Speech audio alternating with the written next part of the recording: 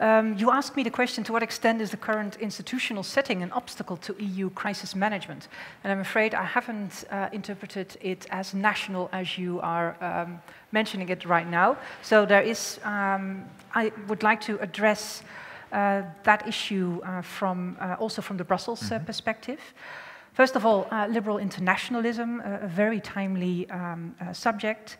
As Christoph also already mentioned, the strategic semester of the European Union has been kicked off 2 weeks ago. The European Global Strategy on Foreign and Security Policy is at the moment starting to be written. There's going to be a large consultation process first, and then in June 2016, during the Dutch presidency, hopefully the document, the new strategy, broad strategy on foreign and security policy will be presented. So thoughts about liberal internationalism, where the EU stands, the perennial discussion about values versus interests, what kind of ambitions does the EU have for its foreign and security policy, what kind of security provider does it want to be, are very much on the table. So to think about these issues here today is very timely and very relevant. So I've been looking at these issues a bit more from the perspective of, so what do we need to be effective as a crisis management actor? What does the EU need to be effective?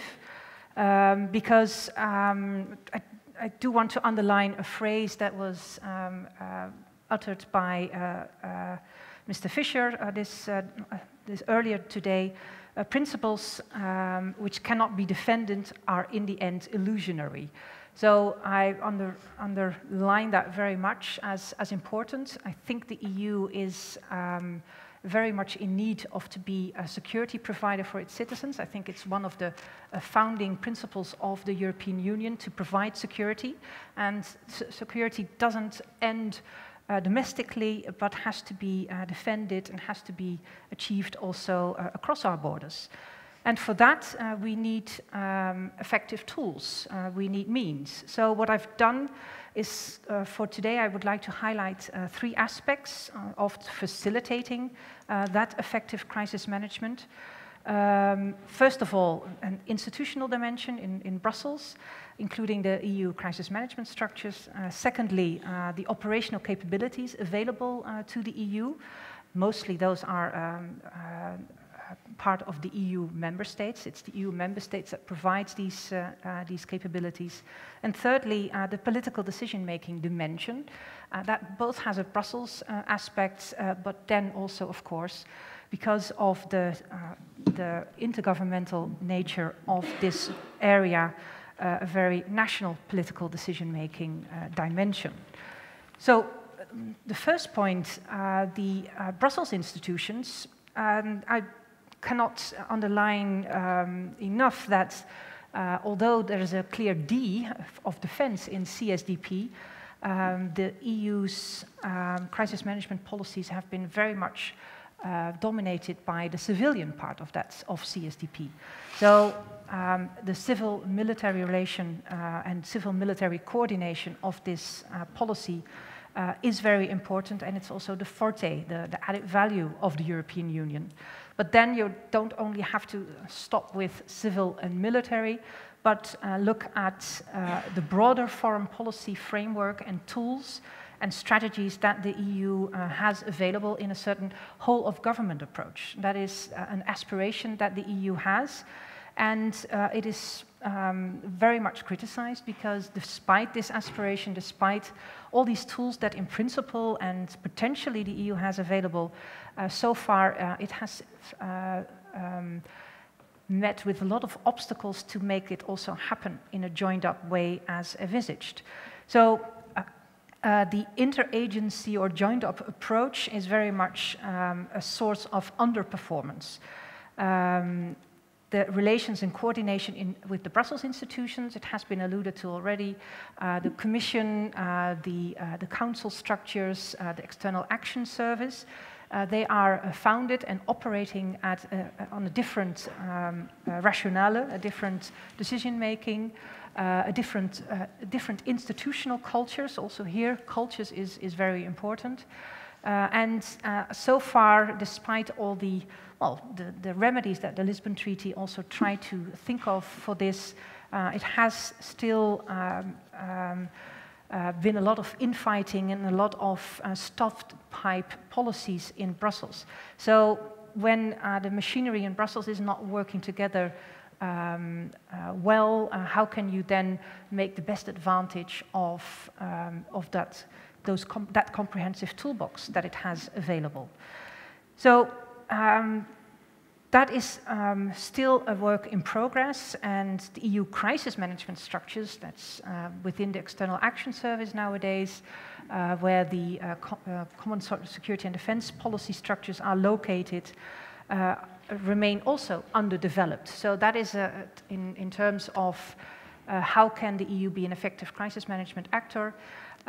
If you do not have sufficient planning and conduct capability in Brussels, then this is a non-starter from the beginning, and also a source of member states not trusting the European institutions with crisis management missions, because it doesn't have that capability available.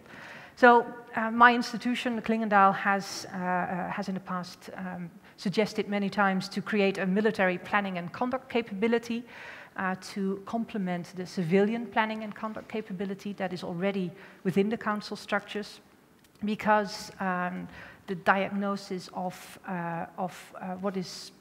what would be very helpful for the EU to develop is a standing command structure to enable rapid response of its crisis management in sync with the strategic priorities in Brussels and in cooperation with the other instruments that the EU has available.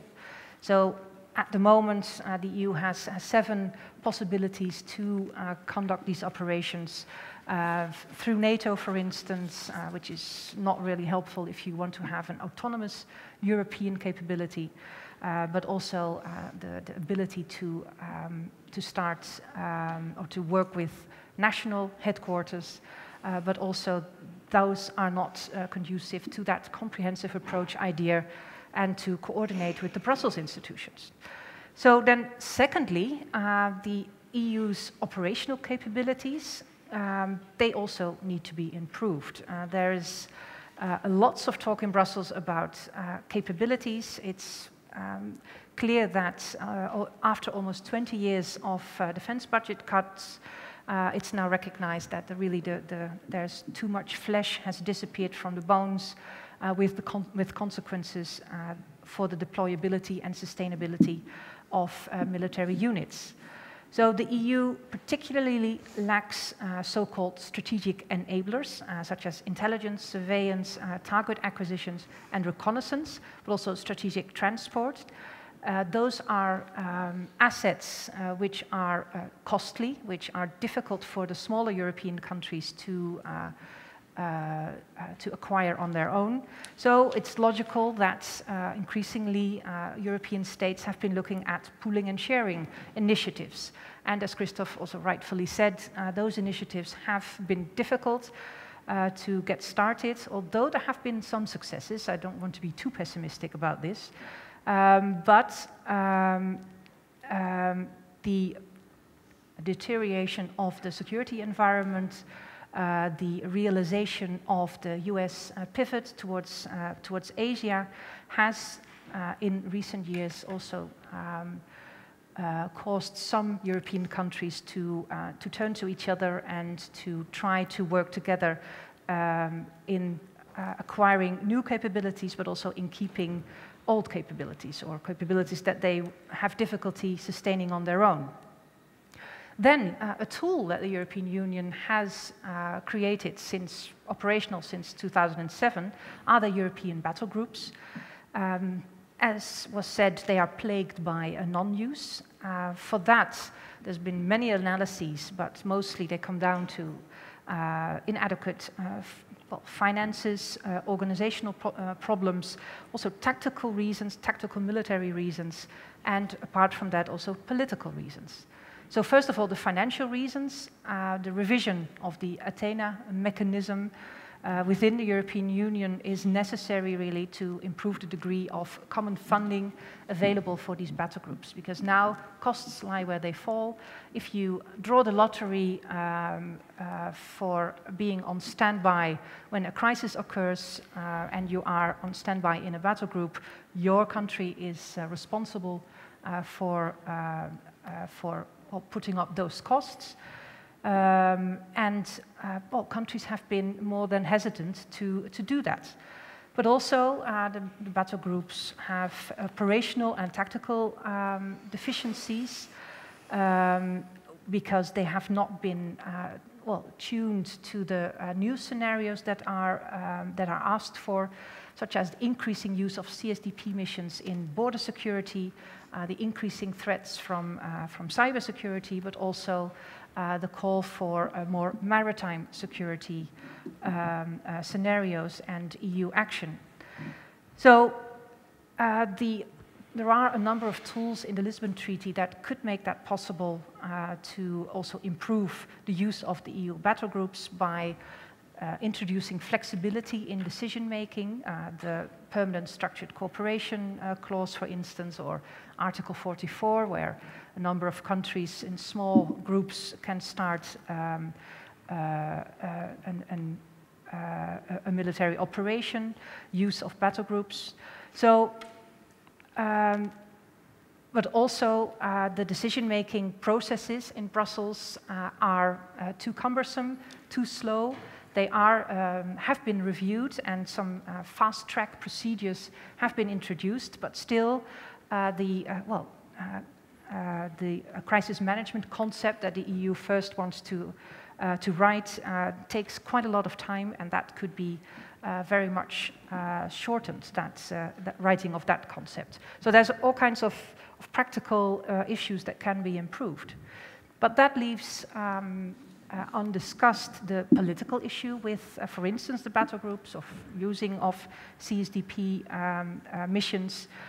That's my third issue. So as long as the member states do not feel that the EU is a serious crisis management actor, the likelihood of the maturing of CSDP is unlikely, I think. And before we are talking about the difficulty of decision-making in national parliaments, I think the issues with do we have the right tools available, do we have the right procedures and the right capabilities available, is more important at the moment than looking at the decision-making problems that could come with the various different parliamentary procedures in the 28 or CSDP 27 member states. So recently, indeed, the Advisory Council of the Netherlands has been looking into this issue, and they have very much focused more on improving the rapid response tools than looking at so where do we lose a lot of time in national parliaments with decision-making, because it seems that there are possibilities for speeding up decision-making in parliaments that would match easily the decision-making time that is needed in Brussels, both at the EU and at NATO. So it seems that time and speed is not so much an issue with national parliaments when deciding about activating CSDP missions or battle groups or NATO response force or even the joint, the rapid response mechanism of the NATO response force. But of course, still, if you want to work together as 28 member states, parliaments are so far a very neglected element in that. And I would argue that parliaments should be much more involved through the Interparliamentary Conference on CFSP, CSDP, or NATO Parliamentary Assembly in being aware of the commitments that they've made by underwriting CSDP, of taking part in battle groups, or even taking part in NATO response forces. And for that, all kinds of mechanisms can be devised to improve those, improve the trust that is really needed among national parliaments to trust other nations and other countries in delivering their side of the bargain and their side of the promise on when deciding about deployments. So, of course, there are a number of smaller initiatives of bi- or trilateral groupings of countries, such as the Netherlands and Germany is a very good example, or the Benelux, or Nordefco in Scandinavia. Those are smaller groupings of countries that very narrowly work together and also have, to some extent, also integrated their military forces together. And for parliaments and the political forces to keep on board with that, so not only make it into a military effective tool, but also making sure that when it's needed, it's going to be used. I think that parliaments need to be very early in the process, be involved in that. And that means that bi-parliamentary or tri-parliamentary meetings are necessary between the Germans and the Netherlands, or between the Belgians and the Netherlands and Luxembourg, or Scandinavians, or the UK and France, whatever groupings that you have. So in that sense, I think the parliamentary dimension is very important for moving forward European defense cooperation. I'll leave it at that. Thank you. Okay.